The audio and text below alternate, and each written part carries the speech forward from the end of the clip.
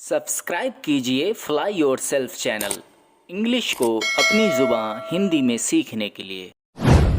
Questions को दो तरह से सॉल्व किया जा सकता है। फर्स्ट तरीका ये है कि अगर आपको इंग्लिश नहीं आती या बहुत कम आती है, इतना कि पैसेज में क्या लिखा है वो सब आपके सर के ऊपर से गया, इवन आपको पूरी तरह ये भी नहीं समझ आ रहा है कि क्वेश्चन में आपसे पूछा क्या गया है, तब आपको फिर ये पहला तरीका अपनाना है।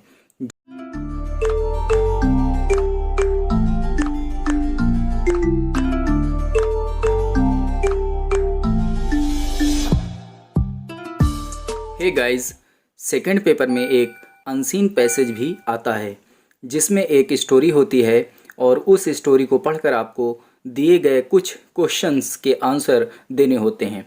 तो हम इस वीडियो में आज यही सिखाने वाले हैं। बट इससे पहले मैं आपको बताना चाहूँगा कि ये एग्ज़ाम सीरीज की 4th वीडियो है।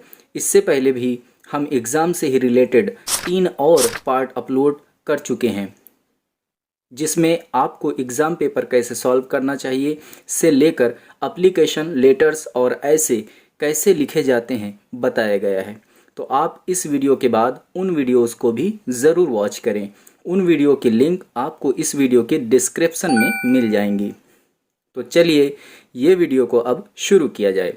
तो जैसा कि अभी मैंने आपको बताया कि एक स्टोरी होती है जिससे कुछ क्वेश्चन पूछे जाते हैं। इसका पर्पज़ बस ये जानना होता है कि आप इस लैंग्वेज में कितना एक्सपर्ट हैं। अगर आपको इंग्लिश लैंग्वेज का नॉलेज होगा तो आप इजीली इन क्वेश्चंस के आंसर दे सकते हैं। इस वीडियो में हम आपको प्रैक्टिकल करके समझाने वाले हैं, जिसके लिए हम पहले एक स्टोरी लिख लेते हैं। तो आपकी स्क्रीन पर ये एक स्टोरी है। There was a great hunter named Ganpat who had 2 sons. The name of elder son was Ruhan and the younger son's name was Vian. Elder son was dull but younger son was very nimble. One day, elder son was sent to forest to hunt but returned without hunting an animal. After this, his father ordered his younger son to go to forest to hunt an animal. The younger son went to forest and hunt a deer and returned to home. His father became very happy. The younger son was awarded with a nice golden dress by his father for this success. Guys, video ज़्यादा बड़ा ना हो इसके लिए मैंने ये एक छोटा सा पैराग्राफ लिखा है। क्वेश्चन पेपर में इससे बड़ा भी हो सकता है। चलिए अब देखते हैं कि कैसे कैसे क्वेश्चन आ सकते हैं। मैं इस पैसेज के अनुसार कुछ क्वेश्चंस आपको समझाने के लिए रख रहा हूं और फिर उन्हें सॉल्व करके भी समझाऊंगा।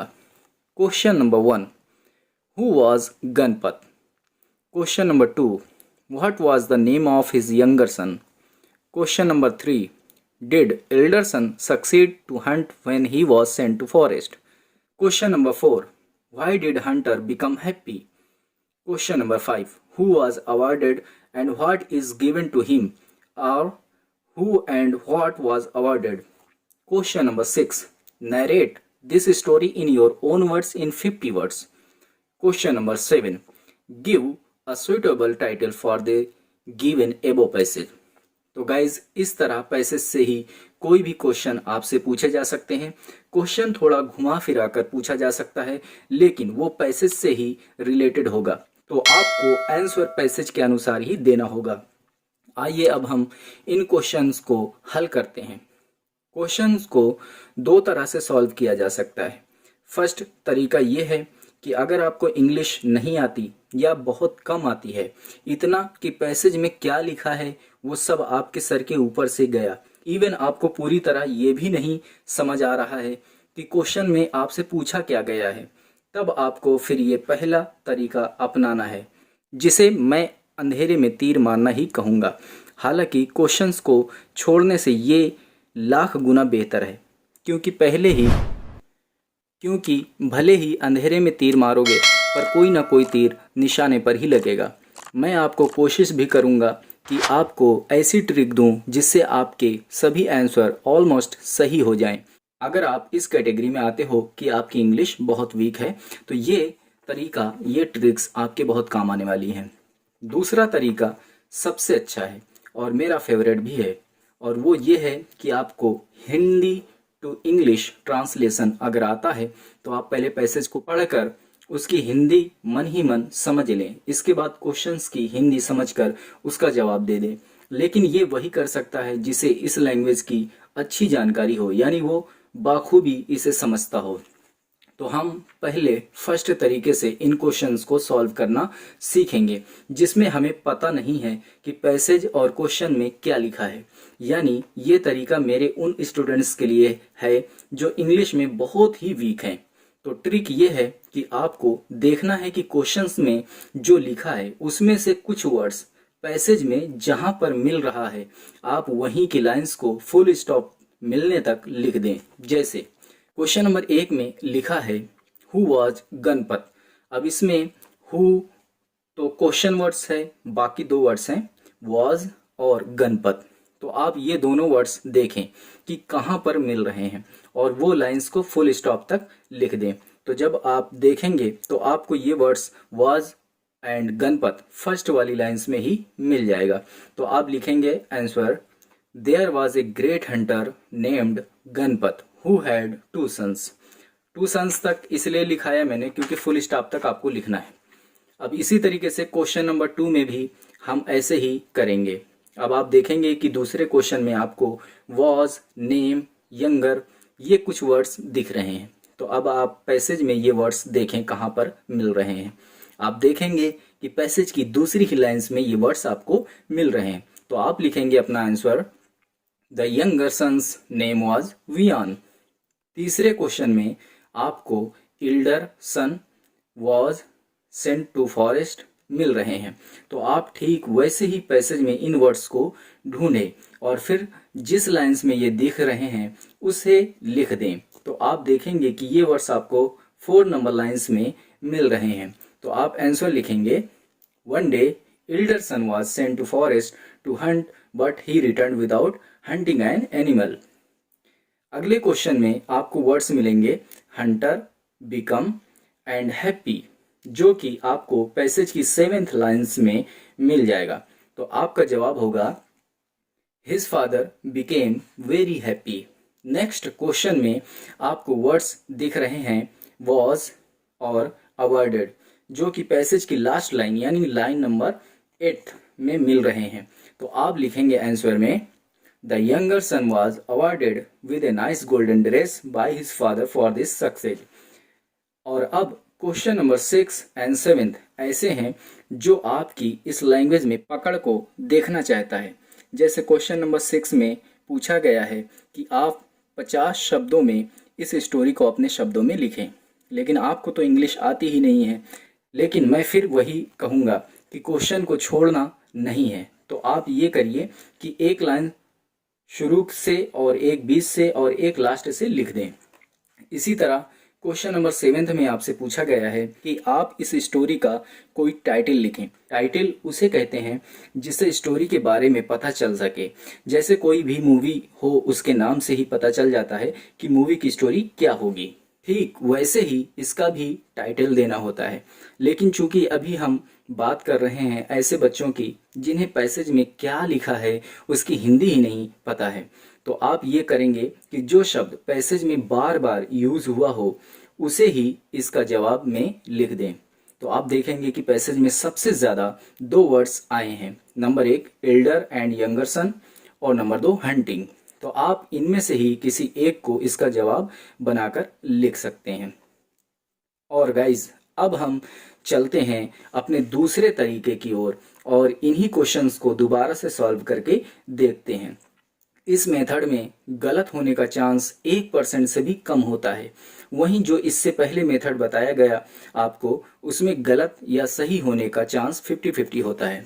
तो मेथड नंबर 2 के अनुसार हमें पैसेज और क्वेश्चंस का हिंदी अर्थ पता है। तो चलिए एक बार पहले मैं आप सभी को पैसेज और क्वेश्चंस की हिंदी बता देता हूँ। पैसेज को हिंदी में देख लेते हैं। गणपत नाम का एक बड़ा शिकारी था जिसके 2 पुत्र थे। बड़े बेटे का नाम रूहान और छोटे बेटे का नाम वियान था। बड़ा बेटा मंदबुद्धि था लेकिन छोटा बेटा बहुत फुर्तीला था। एक दिन बड़े बेटे को शिकार के लिए जंगल में भेजा गया, लेकिन वह बिना किसी जानवर का शिकार किए लौट आया। इसके बाद उनके पिता ने अपने छोटे बेटे को एक जानवर का शिकार करने के लिए जंगल में जाने का आदेश दिया। छोटा बेटा जंगल में गया और एक हिरन का शिकार किया और घर लौट आया। उसके पिता बहुत खुश हुए। इस सफलता के लिए छोटे बेटे को उसके पिता ने एक अच्छी सुनहरी पोशाक देकर सम्मानित किया। अब आप क्वेश्चंस की तरफ देखिए। पहला क्वेश्चन है हु वॉज गणपत, यानी गणपत कौन था। आप पैसेज में अभी अभी पढ़ चुके हैं कि गणपत एक बड़ा शिकारी था, तो आप जवाब में लिखेंगे Ganpat was a great hunter. Second question है what was the name of his younger son, यानी उसके छोटे बेटे का नाम क्या था। और हमने पैसेज में पढ़ा है उसका नाम वियान था, तो आंसर होगा his younger son's name was Viaan, या फिर the name of his younger son was Viaan.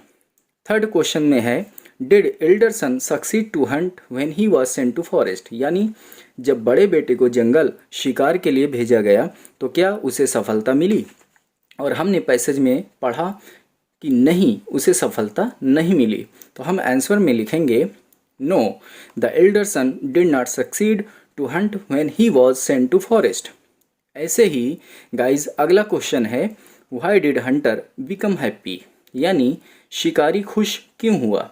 Guys जब भी व्हाई वाला क्वेश्चन हो तो हम सवाल वाले वाक्य को अफर्मेटिव में लिखकर बिकॉज लिखेंगे और फिर अपना जवाब लिखेंगे। तो हमने इस सवाल के रेफरेंस में पैसेज में पढ़ा है कि उसका छोटा बेटा एक हिरन का शिकार करके लाया, इसलिए उसका पिता खुश हो गया, तो हम इसे ही आंसर में लिखेंगे। आंसर हम दो तरह से लिख सकते हैं, आपकी स्क्रीन पर देखिए। पहला तरीका है the Hunter became happy because his younger son was succeeded to hunt a deer, या फिर दूसरा तरीका हम इस तरीके से भी लिख सकते हैं his younger son was succeeded to hunt a deer so the hunter became happy। आप देख सकते हैं कि दोनों ही जवाब एक समान है। पहले जवाब में हंटर वाला सेंटेंस पहले है तो बिकॉज से दूसरा वाक्य जोड़ा गया है, और दूसरा वाक्य में यंगर सन वाला वाक्य पहले है तो सो से दूसरे सेंटेंस को जोड़ा गया है। अगला क्वेश्चन है guys who was awarded and what is given to him, यानी कि पुरस्कार किसे और क्या दिया गया। और हमने पैसेज में पढ़ा कि छोटे बेटे को एक सुनहरा वस्त्र इनाम में दिया गया, तो हम जवाब में लिख सकते हैं कि the younger son was awarded with a nice golden dress by his father for this success. अब आप चाहें तो सभी जवाबों को एक साथ रखकर उनकी तुलना आपस में कर सकते हैं कि दोनों मेथड में कितना अंतर है।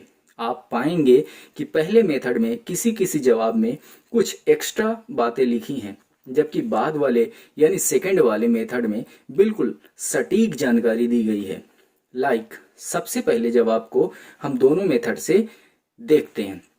मेथड नंबर 1, पहले क्वेश्चन का जवाब हमने मेथड नंबर 1 में लिखा था there was a great hunter named Ganpat who had 2 sons, और पहले सवाल को दूसरे मेथड से हमने लिखा था जवाब में Ganpat was a great Hunter. पहले जवाब का हिंदी अर्थ है गणपत नाम का एक बड़ा शिकारी था जिसके 2 पुत्र थे, और दूसरे जवाब का हिंदी अर्थ है गणपत एक बड़ा शिकारी था। और क्वेश्चन क्या था?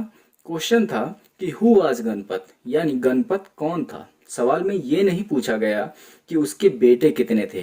तो आप देखेंगे कि दूसरा वाला जवाब ज्यादा बेहतर है, लेकिन जवाब दोनों ही सही है। आई होप कि आपको समझ आ रहा होगा जो मैं आपको समझाना चाहता हूं। अगर हाँ तो कमेंट में यस लिखें। आखिर में 2 क्वेश्चन बचे, एक तो टाइटल वाला और एक अपने शब्दों में कहानी बताने का। तो ये दोनों ही डिपेंड करते हैं आपकी क्रिएटिविटी माइंड पर। आप जितना अच्छा सोच सकते हैं उतना अच्छा इसका जवाब भी लिख सकते हैं। अगर मुझे इसका टाइटल देना हो तो मैं दूंगा the hunter and a deer, और अपने शब्दों में स्टोरी इस तरह से नरेट करूंगा। There was a great hunter named Ganpat who had 2 sons, Ruhan and Vian. Vian is cleverer than Ruhan. One day they were sent to forest to hunt, but only younger son was succeeded and he was awarded with a nice golden dress by his father. तो आप देख सकते हैं कि मैंने 50 words के सीमित दायरे में ही पूरी कहानी को नरेट कर दिया। हे गाइस, मुझे उम्मीद है कि ये वीडियो आपको काफ़ी पसंद आया होगा, काफ़ी कुछ आपने सीखा होगा। अगर आपको हमारे द्वारा की गई मेहनत पसंद आई हो तो वीडियो को लाइक और शेयर के साथ साथ सब्सक्राइब ज़रूर करें। फिर मिलेंगे किसी और नॉलेजेबल और यूज़फुल वीडियो के साथ। तब तक आप देखते रहें फ्लाई योरसेल्फ चैनल। हमें आपको पढ़ाना है और इंडिया को आगे बढ़ाना है, क्योंकि पढ़ेगा इंडिया तभी तो बढ़ेगा इंडिया। आगे बढ़ने से पहले आप सभी से रिक्वेस्ट है कि इस चैनल को सब्सक्राइब करें ऐसी ही और वीडियोस देखने के लिए। हमसे जुड़े रहें और देखते रहें।